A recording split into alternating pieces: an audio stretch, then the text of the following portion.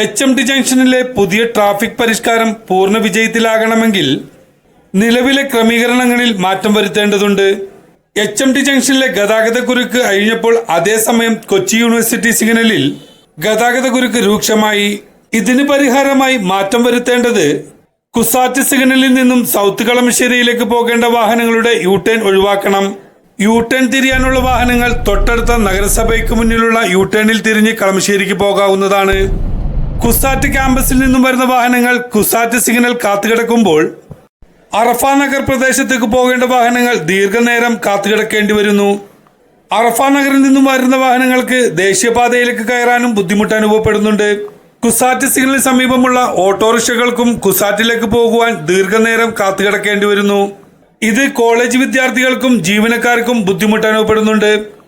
നിലവിൽ HMT ജംഗ്ഷനിൽ മാറ്റം വരുത്തിയ ബസ്സുകളുടെ ബസ് സ്റ്റോപ്പ് NAD ബസ് സ്റ്റോപ്പിന് പുറകുവശത്തുള്ള ഒഴിഞ്ഞുകിടക്കുന്ന സ്ഥലം വൃത്തിയാക്കി ബസ് കയറിയിറങ്ങി പോകുന്ന തരത്തിൽ ക്രമീകരിച്ചാൽ HMT ജംഗ്ഷനിലെ ഗതാഗത കുരുക്ക് പൂർണ്ണമായി മാറും. 90ഓളം ഓട്ടോറിക്ഷകൾ പാർക്ക് ചെയ്തിരുന്ന HMT ജംഗ്ഷനിൽ ഇപ്പോൾ 25 ഓട്ടോറിക്ഷകൾ മാത്രമേ പാർക്ക് ചെയ്യാൻ സാധിക്കുന്നുള്ളൂ. ബാക്കി വരുന്ന ഓട്ടോറിക്ഷകൾ പാർക്ക് ചെയ്യാൻ കഴിയാതെ നെട്ടോട്ടം ഓടുകയാണ്. എന്നാൽ പുതിയ ക്രമീകരണങ്ങൾ വന്നതോടെ 25ഓളം ഓട്ടോറിക്ഷകൾ മാത്രമേ ഇവിടെ പാർക്ക് ചെയ്യാൻ സാധിക്കുന്നുള്ളൂ. ഓട്ടോറിക്ഷയും കൂടി NAD ബസ് സ്റ്റോപ്പിന്റെ പുറകുവശത്തേക്ക് മാറ്റിയാൽ ബാക്കി വരുന്ന ഓട്ടോറിക്ഷ തൊഴിലാളികൾക്കും ആശ്വാസമാകും. NAD ഭാഗത്തേക്ക് യാത്രക്കാരുമായി ചുറ്റിക്കറങ്ങി പോകേണ്ട സ്ഥിതിയാണ് ഇപ്പോൾ ഉള്ളത്. ചുറ്റിക്കറങ്ങുന്നതിൽ ഡീസൽ ചെലവ് വർദ്ധിക്കുന്നതായി ഓട്ടോറിക്ഷ തൊഴിലാളികൾ പറഞ്ഞു.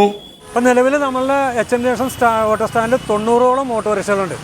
ഈ ഓട്ടോറിക്ഷകൾ 6 ലൈനായിട്ടുള്ള പാർക്ക് ചെയ്തെന്ന് വെച്ചാണ് തണൽ മരങ്ങളും എല്ലാം കൂടി കൂടിയിട്ട്. റോഡിൻ്റെ വികസനം പറഞ്ഞ് ഞങ്ങൾ ആദ്യം 4 ലൈനായിട്ട് ചുരുങ്ങി, വീണ്ടും 3 ലൈനായിട്ട് ചുരുങ്ങി, 2 ലൈനായിട്ട് ചുരുങ്ങി, ഇപ്പോൾ 1 ലൈനായിട്ട് ചുരുങ്ങി.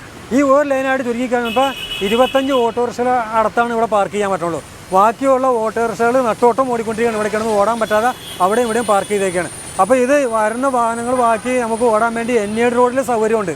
അവിടെ മറ്റുള്ള വണ്ടികൾ പാർക്ക് ചെയ്യാതെ ഓട്ടോ സ്റ്റാൻഡിന് ഒരു സൗകര്യം, ഇങ്ങോട്ട് വന്ന വണ്ടികൾ കയറി പോരത്തക്കയിൽ പാർക്ക് ചെയ്യാനായിട്ട് ഒരു സൗകര്യം ചെയ്തു തരാണെങ്കിൽ ഞങ്ങൾക്ക് വളരെ ഉപകാരമായിരിക്കും. ഈ ഉപജീവനമാർഗത്തിന് വേണ്ടി ഓട്ടോക്കാർ ഇവിടെ ടൈം പിടിച്ച് കിടക്കാൻ പാടാത്തൊരു കണ്ടീഷനാണ് വന്നേക്കുന്നത്. ഇപ്പം പരമാവധി ചുരുങ്ങി ഒറ്റ ലൈനാണ്.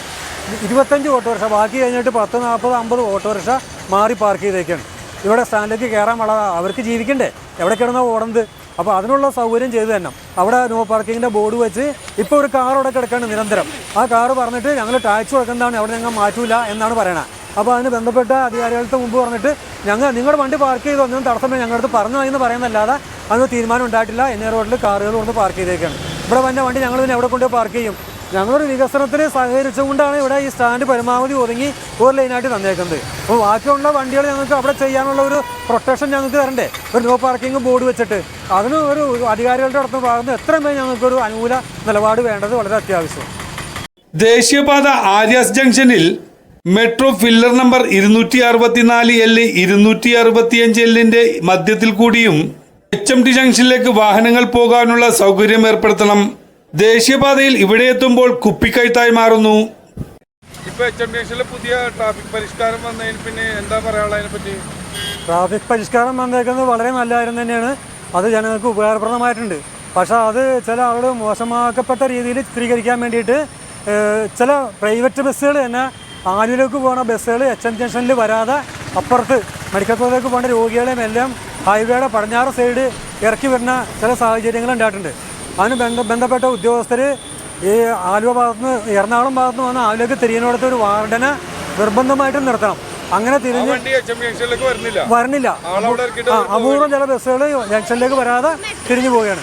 അങ്ങനെയുള്ള വണ്ടികൾ നിർബന്ധമായിട്ടും പണിഷ്മെന്റ് കൊടുക്കത്തക്കയിൽ വാർഡനെ അവിടെ നിർത്തി അത് കറക്റ്റായിട്ട് കൊണ്ടുവരേണ്ടതുണ്ട്.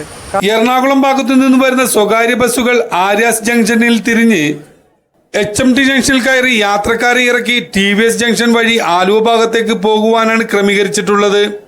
എന്നാൽ എറണാകുളം ഭാഗത്തു നിന്ന് വരുന്ന സ്വകാര്യ ബസ്സുകൾ HMT ജംഗ്ഷൻ കയറാതെ ദേശീയപാതയിൽ കൂടി ആലുവ ഭാഗത്തേക്ക് പോവുകയാണെന്നും പരാതിയുണ്ട്. നിരവധി യാത്രക്കാരും സ്കൂൾ കുട്ടികൾ, കോളേജ് വിദ്യാർത്ഥികൾ, ഇവിടങ്ങളിലുള്ള ജീവനക്കാർ, മറ്റു സ്വകാര്യ സ്ഥാപനങ്ങളിൽ ജോലി ചെയ്യുന്നവർ, മെഡിക്കൽ കോളേജിലേക്ക് പോകേണ്ട രോഗികൾ തുടങ്ങിയവർ ദേശീയപാതയിലിറങ്ങി HMT ജംഗ്ഷനിലേക്ക് നടന്നു വരേണ്ട സ്ഥിതിയാണിപ്പോൾ.